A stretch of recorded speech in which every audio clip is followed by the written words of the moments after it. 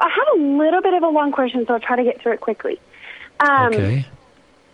So I don't know if you remember last spring, right after the death of George Floyd and when the Black Lives Matter movement kind of exploded, and, there was stuff all over the internet and things like that about, like, we need to educate ourselves about what Black people have been going through and what their history has been in the U.S., and that we need to educate ourselves so that we know how to respond, how to treat people, etc. Okay, are you referring to something? Just for my clarity, Rebecca, pardon me for interrupting, but are you saying this is something that I said last spring, that we need to educate ourselves about what's going on? Is that what you're referring to, or did you? Well, that's somebody not else something told that you that? you said. That's something that the media has been posting all over the internet. Oh, I see what you're saying. That it's the job of white people to educate themselves about what Black people have been going through. Anyway, right. That's a little bit beside the point for my question, just because I agree that we need to be understanding and we need to be respectful of, what they've been going through. Anyway, the main point of my question is I have a brother-in-law who recently came out as homosexual, and we have listened to all your and Alan's discussions and talks and advice on how to interact with him and things like that. Anyway, I recently had an interaction with him where he was referring to a gay rights event that was going on that he wanted to attend, and I didn't recognize the name of it. I kind of looked at him with confusion, and then other people in the group were kind of saying, well, it sounds like you need to educate yourself, Rebecca, and you need to, learn more about this, and you need to, know what's going on, and you're being a little ignorant and things like that. So I guess the question is, do we have the same responsibility to educate ourselves on, like, gay rights things, to be more understanding and to be able to interact with people that we love who are living the homosexual lifestyle? Mm-hmm. Do you know what I mean? Am I making sense?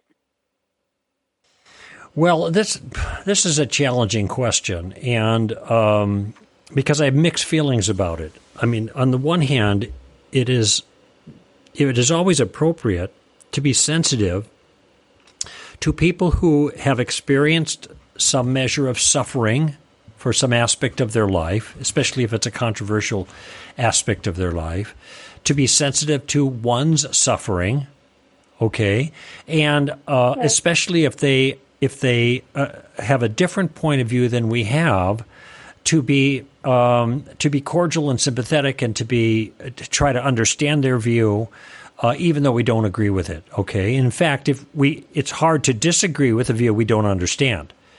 So it's important to understand that. So there's a role, but I think that sometimes that can be overdone. And here's it's an observation about the culture right now, Rebecca. You hear this word conversation a lot. Okay. In other words, we have to have a conversation. We need to have a cultural conversation. Okay.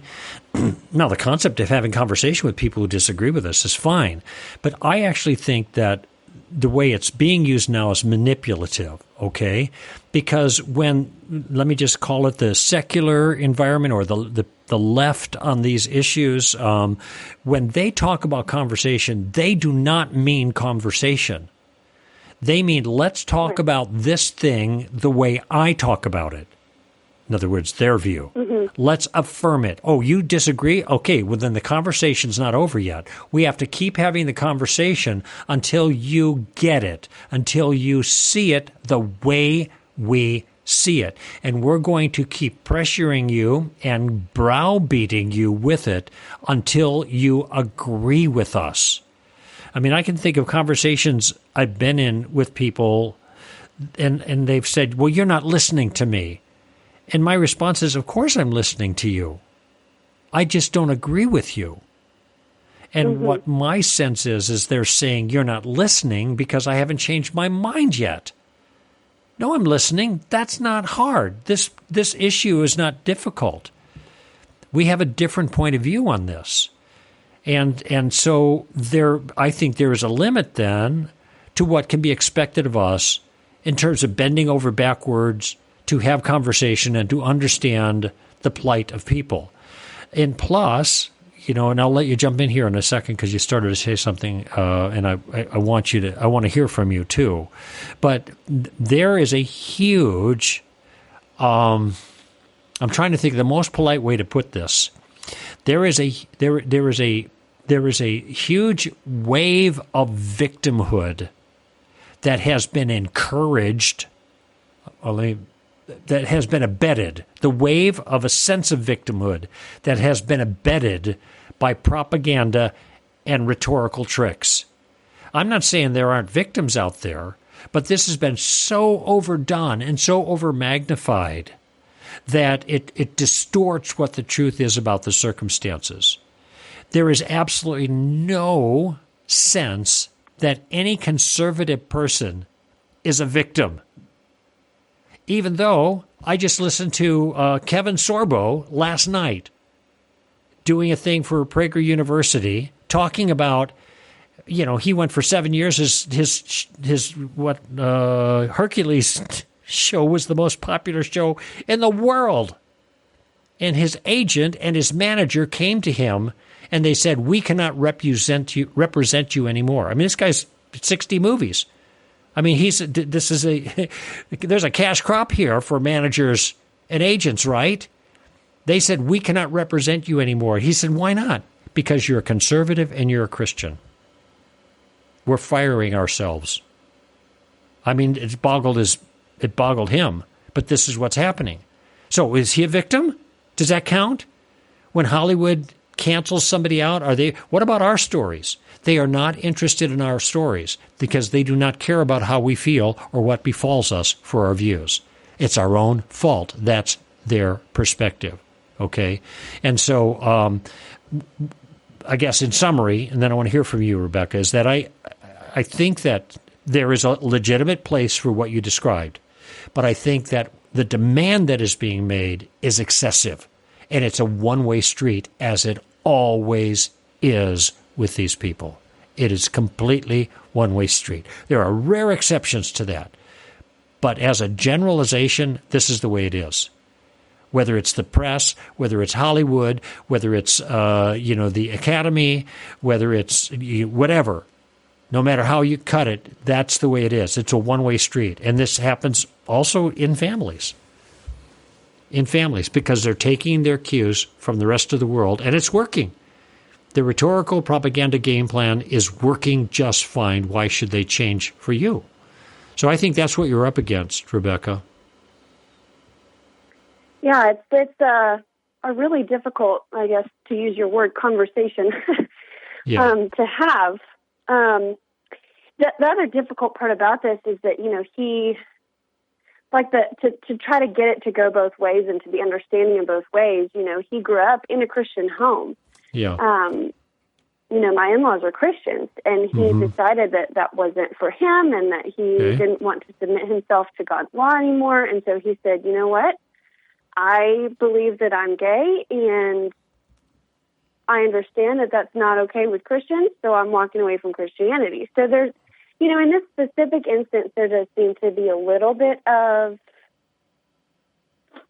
understanding that, because of the choices that we have made to be Christians and to follow God's law, that we don't agree with his lifestyle. So is he sympathetic to your view, for you, so to speak, or is he condescending about it because you don't support, i.e. affirm, the choices he's made? I would say a little bit of both. It's kind of an understanding that we have with each other that, we have our beliefs, he has his beliefs. Often it just doesn't come up because Yeah, well, we're trying to avoid. Well, that's better than usual. I mean, a lot of times what's going to happen is you'll be ostracized in the relationship because you're not celebrating the direction he's going. And to be honest, when it comes to the point of, he doesn't have a partner right now, but when it does, I think that is when we're going to be pushed away, ostracized, condescended to, all of that. Well, because at that point, then we're going to have to draw the line in the sand and say, I'm sorry, we won't be at a wedding. We won't, affirm this choice of yours. Yeah. Well, if that's what's required, like they want you to go to the ceremony, I wouldn't even call it a wedding because it doesn't amount to that.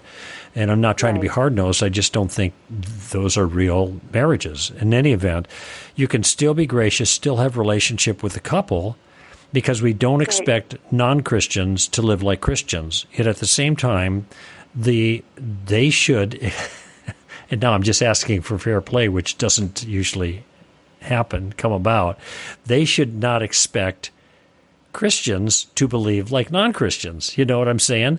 And so that's a kind of a two-way street, but it rarely works that way. Usually it's one way. The only other thought I had, and I got to go to break here, I got a couple more callers before the end of the show, is that, and this is just something to pack away, if they bring up the thing, a conversation, we need more conversation, I want to know what that conversation looks like. And maybe that's the question. Okay, what does that mean? What does conversation mean? I know what it means in practical terms with these folk. It's a one way. It's my way or the highway. That's their view. Or else it's not an adequate conversation unless they can persuade you. So anyway, just something to think about. Ask them, what does that look like? What do we need to converse about? You know my view. I know your view. So where is the place for conversation on this issue? You might ask them that.